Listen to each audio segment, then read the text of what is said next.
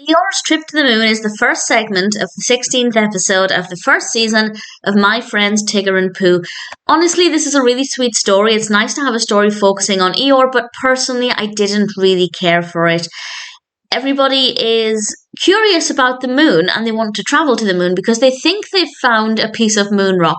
And we actually have this delightful bit of animation where they hold the moon rock. I think it was Tigger, but correct me if I'm wrong. They hold this bit of rock up and it perfectly fits with what they think is the missing part of the moon. Obviously, it's not a full moon.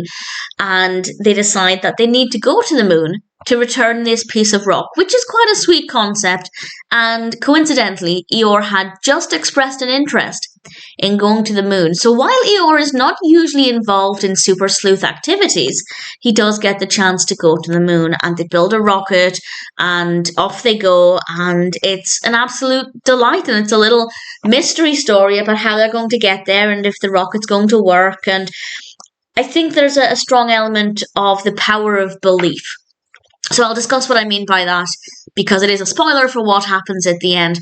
Visually, it's not my favourite. The moon looks gorgeous. The moon is absolutely beautifully animated, but the rest of it, because it's set at night, it's not that visually engaging, it's not that beautiful. It's absolutely fine, but compared to average episodes, I didn't like it as much as some of the others. Usually it's very brightly coloured, and this one just was a lot more dimly lit, but it works for the context of the episode. And the narrative flows really well. It gets to the point immediately. We have loads of different characters involved in this, and in general, it's a pretty decent episode, if not a personal favourite.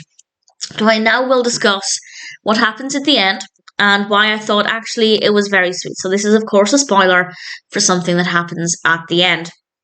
The gang realise that actually they didn't go to the moon. They were always in the 100-acre wood. But Eeyore declared that he felt like they went to the moon.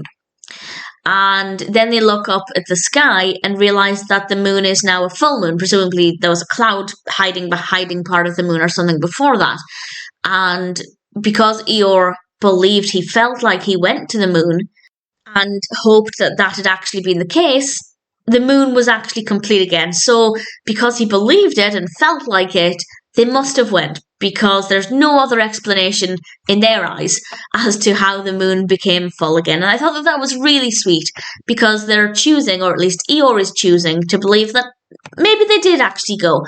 They think they didn't, but how else would they possibly explain the moon looking whole again if they didn't get the chance to return the rock?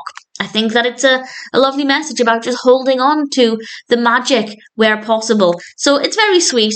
It's a nice enough story, not a personal highlight, but Eeyore's Trip to the Moon is still pretty cute.